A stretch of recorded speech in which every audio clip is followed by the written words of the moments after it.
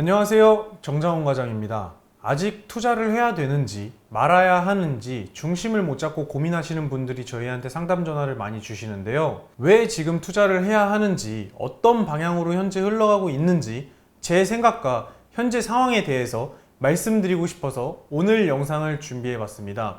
오늘 영상 한번 끝까지 시청하시고 투자를 결정하시는데 방향을 정하셨으면 좋겠습니다. 그럼 시작해 보도록 하겠습니다.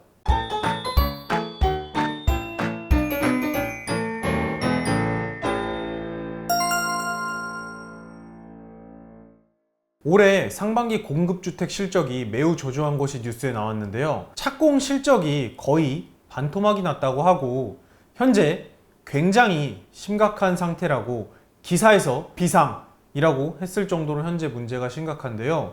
이대로 가면 결국에는 주택 부족 문제는 나타날 것으로 보여집니다.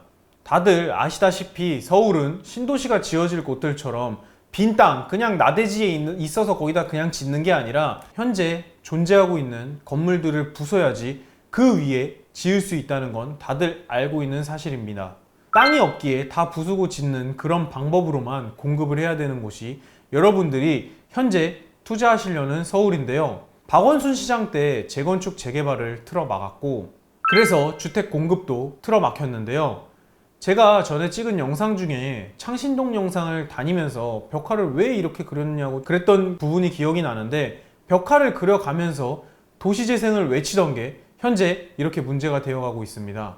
원래 부동산 정책으로 수혜든 피해든 당시 정권 때 오는 것이 아니라 다음 정권 때 오기 마련인데요. 그때 틀어막았던 공급의 문제가 현재 주택 부족 문제로 나오고 있습니다. 이번 정권에서는 250만 호의 주택을 공급한다고 공약을 하긴 했지만 이 주택은 사실 아파트만 250만 호가 아니라 모든 주택을 포함해서 250만 호인데요. 사실 아파트만이라고 하면 말이 안 되는 숫자입니다. 250만 호는커녕 이번 상반기 착공 물량은 작년 대비 반토막이 났는데요. 저번 정권에 있던 국토부 장관이 말하길 아파트가 빵이면 밤새서 만들겠다고. 맞습니다. 아파트는 쉽게 뚝딱 나올 수 있는 것이 절대 아닌데요. 애초에 밤새서 뚝딱 만들 수 있는 거면 주택의 갈망이 여러분들이나 저나 이렇게 있을 수가 없죠. 그리고 아파트를 250만 원을 만드시는 줄 알고 착각하시는 분들도 분명히 있고 제 주위에도 이번 정권에서 250만 원을 지어준다고 하니 청약을 기다리겠다고 무주택을 유지하겠다는 분들도 계셨습니다. 이 공약은 아파트만 짓는 것이 절대로 아닙니다. 재건축 재개발을 하려면 기본 10년인데요 10년이면 정권이 2번이나 바뀌는데 아파트를 분양받으려면 머릿속으로 대충 그냥 계산을 해봐도 앞으로 금 몇 년간 아파트 물량이 없다는 것을 알 수 있는데요. 아파트는 빵이 아닙니다. 10억 투자 물건도 오늘부터 준비 땅 해서 이제 삽을 떠도 10년인데요. 지금부터라도 준비해 놓지 않으면 안 되니 최근 개발들을 허가를 내주면서 빠르게 되는 것 같지만 최소 10년이라는 겁니다. 현재 위에 말씀드린 것처럼 착공이 줄고 공급이 줄고 여러 규제까지 금리는 올라가고 러시아 전쟁으로 원자재 값도 올라가고 인건비도 굉장히 상승하고 다 상승하고 있는 당연히 주택 가격이 상승할 수밖에 없는 구조인데요. 그래서 여러분들은 이럴 때 무조건 투자를 해놓고 기다려야지 안 그러면 엄청난 공급 부족으로 한번 난리가 날 것이고 무주택인지 유주택인지에 따라서 또 갈리게 될 것으로 보여지는데요. 이 뉴스는 2020년 뉴스입니다. 약 3년 전 뉴스인데요. 신조어로 벼락거지라도 하던 게 불과 3년 전인데요. 왜 투자를 하셔야 하는지 그때 기억을 되살려서 한번 생각해 보셔도 좋겠네요.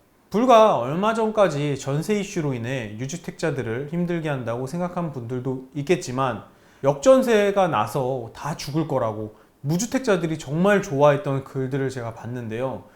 아니나 다를까 정부는 유주택자들이 무너지는 것을 절대 보고 있을 수가 없습니다. 역전세가 나서 집주인들한테 소리쳤던 세입자들 임대기간이 만료될 때는 아마도 가슴을 굉장히 많이 졸일 것으로 보여지는데요.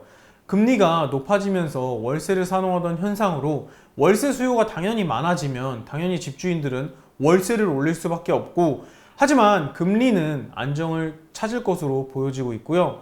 아파트 가격이 상승함에 따라 전세가도 올라가고 있는데요. 최근 낮은 금액으로 전세 들어가신 분들은 다음 전세 계약 시에는 아마도 외곽지로 나갈 수밖에 없는 현실로 보여집니다.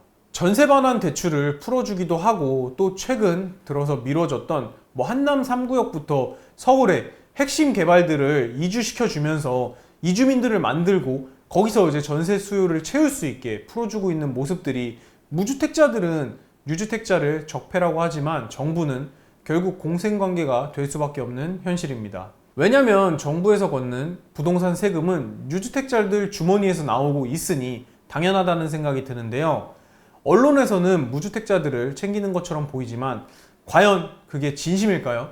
곧 전세 대란도 같이 일어날 것으로 예상이 되고요. 자주 언급되는 둔촌주공만 해도 그렇지 않나요?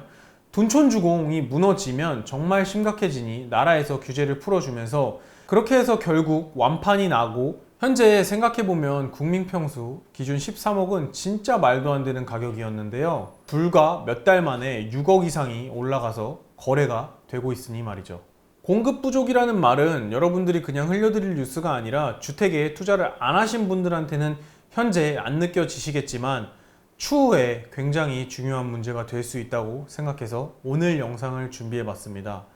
이번 영상으로 투자를 고민하시는 분들에게 여러분들도 더 늦기 전에 금액에 맞춰, 혹시 세종에서 추천드리는 물건이 아니더라도 여러분들은 투자를 해 놓으셨으면 좋겠습니다. 혹시나 혼자서 도저히 결정이 되지 않으시면 아래 번호로 연락 주시면 저희가 도와드리도록 하겠습니다. 저번 대표님 영상 찍은 것 중에 엄마야 누나야 강변 살자.